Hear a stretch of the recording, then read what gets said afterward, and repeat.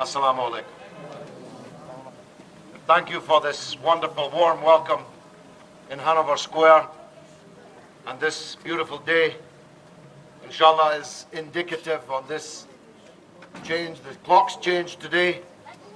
The season changed to spring. Let's make Bradford change on Thursday, because that's what Bradford needs, a change.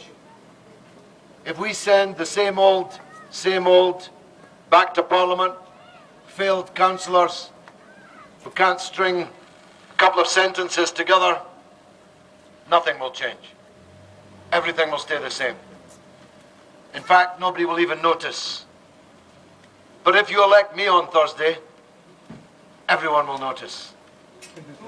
Everyone will sit up and take notice. And not just here. From the Punjab to Palestine, from Baghdad to Bradford, everyone will sit up and take notice, because by the grace of God, I have a strong voice, a voice which over 40 years in politics, I have developed the ability to make an argument that can convince and persuade people. That's why I was 5 times elected to Parliament. That's why I was awarded the awards over and over again: Parliamentarian of the Year, Parliamentary Speech of the Year, Parliamentary Debater of the Year. You can send a councillor to Parliament, but why would you want to send a councillor to Parliament when you could send a parliamentarian to Parliament that would speak on your behalf? Now I'm fighting hard here, as I have done all my life, for justice and haqq. Justice and haqq are what we're here to fight for. And when I see and hear the word on the street that my opponent, I'm mentioning only one opponent because the others are not in this contest.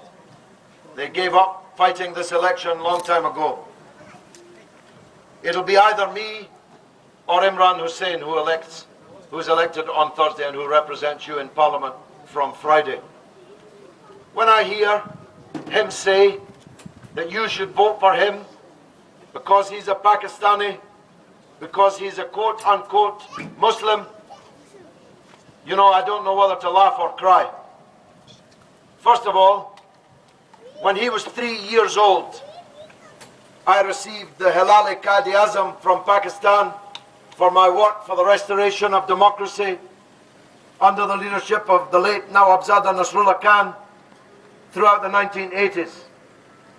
When he was 13 years old, I received from the government, the President of Pakistan, the Hilali Pakistan, for my work for the liberation of the people of Kashmir. I'm a better Pakistani than he will ever be. But the idea that you should elect somebody because they're a Pakistani, even if they can't string 2 sentences together, even if their character leaves a lot to be desired, is a misunderstanding of what being a Pakistani is about. What you need is the person who can do the best job for the Pakistanis, not whether he's a Pakistani or not. And on the question of Islam, first of all, God knows who's a Muslim and also who is not. And a man that's never out the pub shouldn't be going around telling people you should vote for him because he's a Muslim.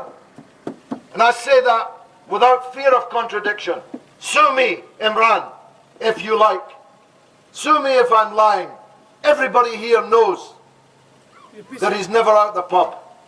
And if you send him to Parliament, he's age 33, he'll spend the next 40 years not at the bar, but in the bar. Why would that be in the interests of the Muslims? I've lost my speaker, but I don't need it.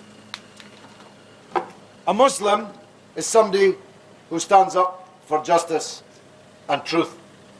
A Muslim is somebody who's not afraid of earthly power, but who fears only the judgment day. A Muslim is ready to go into the US Senate, as I did, and to their face call them murderers, liars, thieves, and criminals.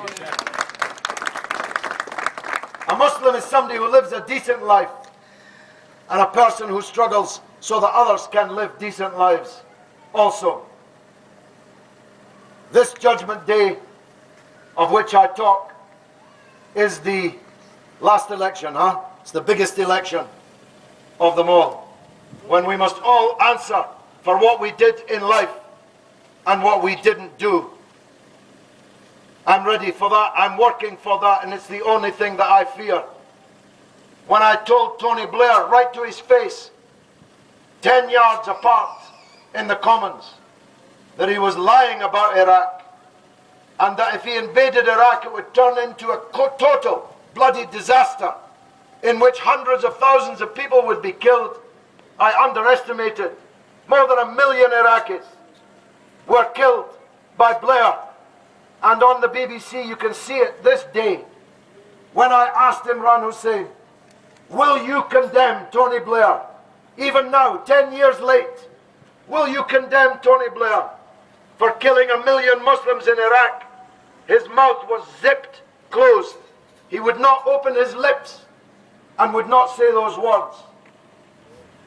Unknown to him, Ed Miliband, the Labour leader, has already condemned Tony Blair and the war in Iraq, but nobody told Imran.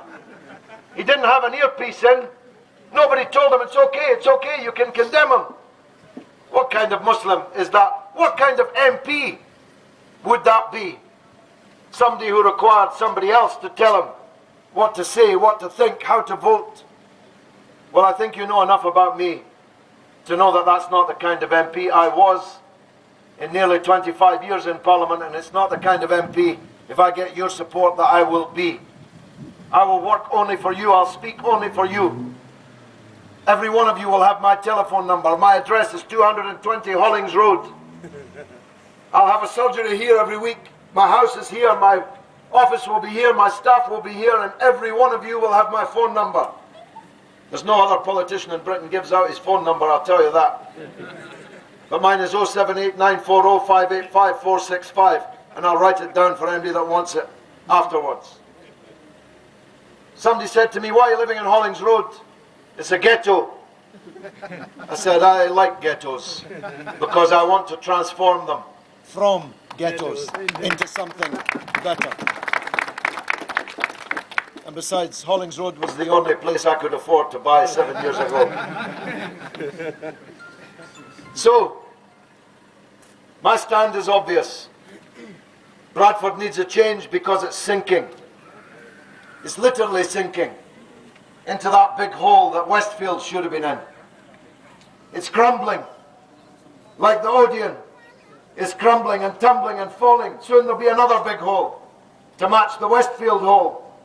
I've just driven past Grattan's, a once mighty employer, now being knocked down. Bradford's being knocked down, and it's being knocked down under the very tutelage of the people who say, we've done such a wonderful job as councillors in Bradford, why don't you try sending us to Parliament as MPs? Well, you know the definition of madness is to keep doing the same thing over and over again and expect a different result. If you send the same old to Parliament, you'll get the same result. If you send somebody worthy of the title, worthy of your trust, then you have a chance of a different result. I'm fighting to turn Bradford from a sinking city into one that can begin to get back onto its feet. I've got two specific promises to make. Both of them relate to my long 40 years involvement in the Arab world. These kings, these emirs are frightened of me, you know. They don't want me to make jihad against them. I have one in mind. I'm going to go to him in the Sovereign Wealth Fund that he commands and say, I need you to save the Odeon. If I'm elected on Thursday, next week, I'll be in touch with him and tell him we need 5 million quid to save the Odeon and to turn it into something worthwhile in the centre. The second thing, I've got another guy in mind for this one. Bradford City. My goodness, they're in a terrible state. But Manchester City was transformed by these jokers. So I'm going to find one to buy Bradford City. And we'll see if we can't get up the league somehow over the next few years. But seriously, we need to sell what's good about Bradford around the world, and we need to tell what's bad about Bradford in the most powerful way, and demand that these injustices that the Bradford people are suffering are addressed. Bradford City are in a bad way, but Bradford schools are in a worse way. Do you know that you're 145th in a league of 155 in the schools in Britain, the whole of Britain? You're in the bottom 10 of schools. You've got the highest youth unemployment. Youth unemployment in this constituency, never mind Bradford as a city, has gone up by 40% since January, and January was only 8 weeks ago. It's gone up by 40%, it's tripled in a year. Mass unemployment, child poverty, bad health, poor schools, no prospects, and bad political leadership that nobody knows outside their own street, never mind in Westminster and Whitehall. I'm standing up for Bradford, but I don't apologise for the fact that I don't believe in Brotherlyism. There's nothing in Islam called bradery. There's only an ummah, and even people with blue eyes are welcome in that ummah. You don't have to come from the same village as somebody in Mirpur to be deserving of their vote. You have to persuade them that you can do the best job for them to get their vote. And neither will I forget those who are bleeding elsewhere in the ummah. We have problems here in Bradford, but the people in Gaza have got even bigger problems. And I'm proud of the fact that I'm the man that 5 times drove a convoy all the way from London, all the way to Gaza, and broke open the siege and gave the people in Gaza something to eat. And the biggest number of people on those convoys came from Bradford. That's why I knew that we had support here, because so many Bradfordians were with me on those epic journeys, some of them are here today, in fact, breaking the siege on Gaza. I'm not going to apologize for the fact that I say bring the army home from Afghanistan before more of them come home in a coffin, and before they leave other people in Afghanistan in coffins, before they leave the blood of innocent women and children on the ground in Kandahar, like happened just 2 weeks or less ago. I'm not going to apologize for saying that Tony Blair should be in prison, not swanning around the world, making millions. He should be in court in The Hague and in prison for the rest of his life. In fact, I don't really approve of capital punishment, so I thought that the best punishment for Blair and Bush would be to lock them up in the same cell for the rest of their natural life. That would be cruel and unusual punishment, but it would be thoroughly deserved. Through my talk sport, through my press TV, through my appearances on Question Time and so on, I think you know that I can speak. MashaAllah, I have what's called in Ireland, from where I come, the gift of the gab. I want to use that gift that God gave me on your behalf. I thank you for all your support. I hope that you'll all turn out on Thursday. And I must tell you, as you probably already felt on the streets, something big is happening here. People are deciding to make that change. And I'm glad that you're a part of it. And I hope in the future years to come, as long as God gives me breath, I'll be with you and at your service. Wassalamu alaikum. Thank you very much. Thank you. Thanks so much. So to be able to come back and